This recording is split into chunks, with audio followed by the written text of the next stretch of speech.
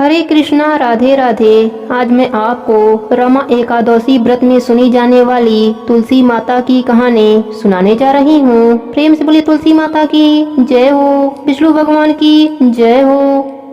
भगवती तुलसी मूल प्रकृति की प्रधान अंश हैं। प्रारंभ में वे गोलोक में तुलसी नाम की गोपी थीं। भगवान के चरणों में उनका अतिशय प्रेम था। रास लीला में उनकी श्री कृष्ण के प्रति अनुरक्ति देखकर राधा जी ने कुपित होकर उन्हें मानव योनि में जन्म लेने का श्राप दे दिया।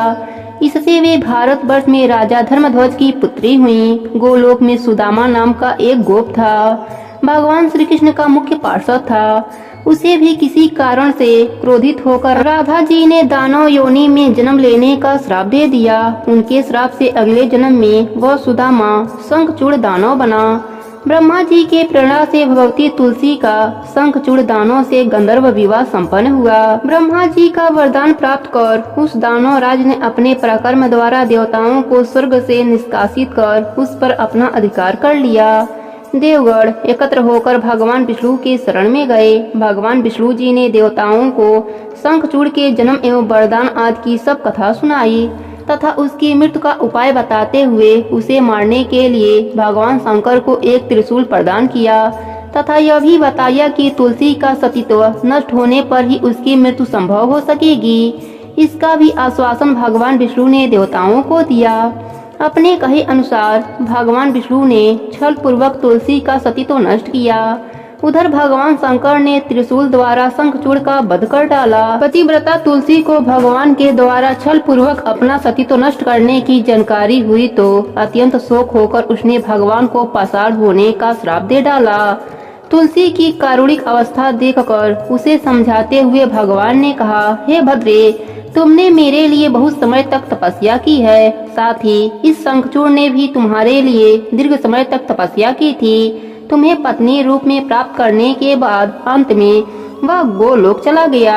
अब मैं तुम्हें तुम्हारी तपस्या का फल प्रदान करना उचित समझता हूँ। तुम्हारा यह शरीर गंडकी नदी के रूप में प्रसिद्ध होगा। तुम्हारा केश समूह पूर्ण वृक्ष के रूप में प्रकट होगा जो तुलसी नाम से प्रसिद्ध होगा। देव पूजन में प्रयुक्त होने वाले समस्त पुष्पों और पत्तों में तुलसी की प्रधानता होगी। सभी लोकों में निरंतर तुम मेरे सानिध्य में रहोगी। मैं भी तुम्हारे श्राप से पाषाण बनकर गंडकी नदी के तट के समीप निवास करूंगा।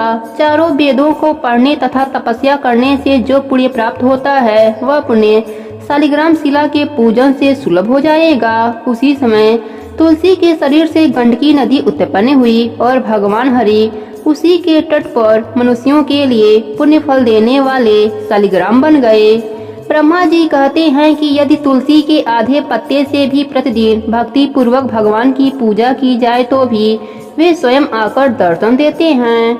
अपनी लगाई हुई तुलसी जितना ही अपने मूल का विस्तार करती है उतना ही सहस्त्र युगों तक मनुष्य ब्रह्मलोक में प्रतिष्ठित होता है। यदि कोई तुलसी को संयुक्त जल में स्नान कराता है तो वह सब पापों से मुक्त हो भगवान विष्णु के लोक में आनंद का अनुभव करता है। जो व्यक्ति तुलसी का संग्रह करता है और लगातार तुलसी का वन तैयार करता रहता है वह उतने ही पाप मुक्त हो ब्रह्म भाव को प्राप्त होता है। जिसके घर में तुलसी का बगीचा विद्यमान है उसका वह घर तीर्थ के समान है। वहाँ यमराज के दूत नहीं जाते। तुलसी वन सब पापों का नष्ट करने वाला पुण्यमय कामनाओं को देने वाला है। जो श्रेष्ठ मानव तुलसी का बगीचा लगाते हैं वे महाराज को नहीं देखते। जो मनुष्य तुलसी की महिमा सुनता है वह सब पापों से मुक्त हो अंत में विष्णु लोक को जाता है। प्रेम से बोलिए तुलसी माता की जय हो। एक समय की बात है, एक गांव में एक बुढ़िया माई रहती थी। वह नित्य नदी पर स्नान करती और तुलसी जी को सींचती और तुलसी माता से कहती, हे तुलसी माता सबकी दाता, मैं बिरला सी चूं, तू कर निस्तार मेरा। तुलसी माता अड़ुआ दे, लडुआ दे, पीताम्बर की धोती दे, मीठा मीठा ग्रास दे, बैकुंठ का वास दे, चटके की चाल दे, पटके की मौत दे, चंदन की गांठ दे, झालर की झंकार दे, साई का रास दे, दाल भात का जीवन दे, 11 की मौत दे और कृष्णा की कंधा भी दे दे। बुढ़िया माई रोज तुलसी सींचने के बाद यही बात कहती थी। उसकी बात सुनकर तुलसी माता सूखने लगी। एक दिन भगवान हरि ने पूछा, हे प्रिय, इतनी औरतें तुम्हें सींचती हैं, मीठा भोग लगाती हैं, गीत सुनाती हैं, फिर भी तुम क्यों सूख रही हो? तब तुलसी माता ने कहा, प्रभु, एक बुढ़िया माई रोज मेरे पास आती हैं और रोज मुझसे यही सब बातें कहती हैं। मैं हर बात पूरी कर सकती हूँ, और श्री हरि का कान्हा कहाँ से ला कर दूंगी? तब भगवान हरि बोले, जब वह मरेगी तब कान्हा देने मैं स्वयं आ जाऊंगा। प्रिय, तू चिंता ना कर। कुछ दिनों के बाद बुढ़िया माई का देहांत हो गया। बुढ़िया माई के अंतिम संस्कार के लिए गांव के कुछ लोग बुढ़िया माई के मृत शरीर को उठाने लगे, तो वह बुढ़िया माई इतनी भारी हो गई कि किसी से भी नहीं उठती। सब गांव वाले बोलने लगे कि बुढ़िया माई तो अपने पूरे जीवन में पूजा पाठ किया था, फिर भी यह इतनी भारी कैसे हो गई? उधर से बूढ़े ब्राह्मण के रूप में भगवान हरि स्वयं वहां आए और पूछने लगे कि क्या हुआ। तब सभी कहने लगे, बुढ़िया माई का शरीर उठ नहीं रहा, लगता है यह पाप भी बहुत करती थीं, इसलिए यह मरने के बाद भारी हो गई हैं। तब भगवान के रूप में प्रभु बोले, मुझे इसके कानों में एक बात कहने दो, शायद उठ जाएं। लोग बोले, ठीक है, आप भी प्रयास कर लो। भगवान बुढ़िया माई के कानों में कहने लगे, बुढ़िया माई, मन की निकाल ले, अड़ुआ ले, गड़ुआ ले, पीताम्बर की धोती ले, मीठा मीठा ग्रास ले, बैकुंठ का वास ले, चटके की चाल ले, पटके की मौत ले, चंदन की गांठ ले, झालर की झंकार ले, दाल भात का जीवन ले, एकादशी की मौत ले, और ले श्री हरि का कान्हा भी ले। इतना कहते ही बुढ़िया माई हल्की हो गईं। भगवान अपने कंधे पर उसे ले गए। बुढ़िया माई को मुक्ति मिल गई और वह श्री हरि के साथ बैकुंठ लोक को चली गई। हे तुलसी माता, जैसे आपने बुढ़िया माई पर अपनी कृपा करी, वैसे ही अपने सभी भक्तों पर अपनी कृपा बनाए रखना। प्रेम से बोली तुलसी माता की जय हो, विष्णु भगवान की जय हो। एक बार की बात है, एक गांव में ननद और भौजाई रहती थीं। घर के सभी लोग बेटी को बहुत लाड से रखते थे, परंतु उसकी भाभी अपने ननद से बहुत जलती थी।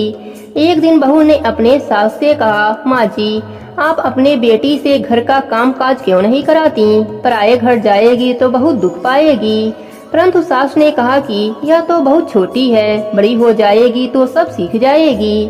बेटी का नाम रानी था। वह जब से समझदार हुई तभी से तुलसी माता का पूजा करती, तुलसी सींचती और सुबह शाम घी का दीपक लगाती।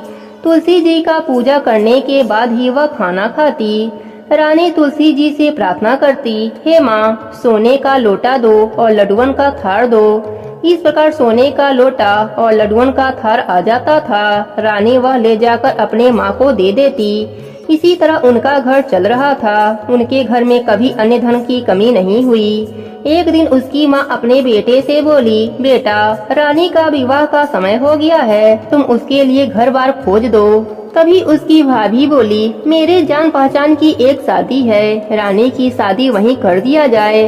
रानी की शादी हो गई। वह बहुत ही गरीब थे। सुबह हुआ तो रानी ने अपने सास से कहा, मैं पहले तुलसी जी का पूजा करूंगी, उसके बाद ही अन्न ग्रहण करूंगी। सास बोली, हमारे यहाँ तो तुलसी का पौधा नहीं है। रानी को उसके ननद के साथ पड़ोस में लगी तुलसी के पौधे के पास भेज दिया।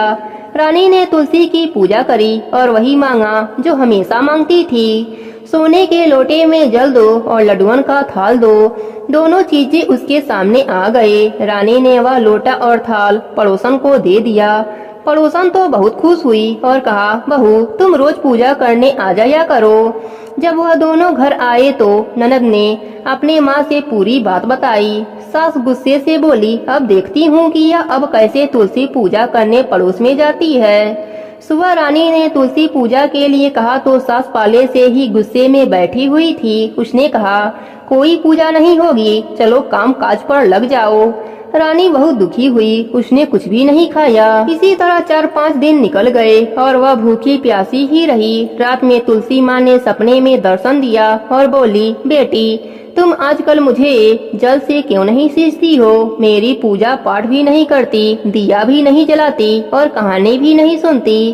तब रानी ने कहा, मेरे ससुराल में तुलसी का पौधा नहीं है तो मैं कैसे पूजा करूं? तब तुलसी माँ ने कहा, उठो और घर के आंगन में देखो, वहाँ तुलसी का पौधा है। रानी जब सुबह उठी तो उसने सच में आंगन में तुलसी का पौधा देखा और उसमें हीरे मोती लटक रहे थे। वह बहुत खुश हुई और पूजा की थाली लेकर आई और जल से तुलसी जी को सींचा, घी का दिया जलाया, परिक्रमा किया और उसने वही कहा, हे माँ, सोने के लोटे में जल दो और लड्डुअन का थाल दो। दोनों चीज उसके आगे आ गए। बहू ने ले जाकर वह दोनों चीजें अपने सास को दे दिया। वह चकित होकर पूछा, यह सब कहाँ से आया? तब बहू ने पूरी बात बताई। सास ने आंगन में जाकर देखा तो आंगन में तुलसी का पौधा जगमग कर रहा है। सास को अपने गलती पर बहुत शर्मिंदगी हुई। सास बहू से माफी मांगने लगी तो बहू ने कहा, माँ जी, उल्टी गंगा नहीं बहती, मैं आपके पाँव लगूंगी, आप तुलसी माता के पाँव लगिए। तब दोनों सास बहू और ननद रोज तुलसी जी की पूजा करने लगे, तुलसी सींचने लगे। तुलसी माता की कृपा से उनके घर में अन्न धन का भंडार लग गया। हे तुलसी माता, जैसे आपने रानी पर अपनी कृपा करी, वैसे ही अपनी कृपा अपने भक्तों पर बनाए रखना। प्रेम से बोलिए तुलसी माता की जय हो।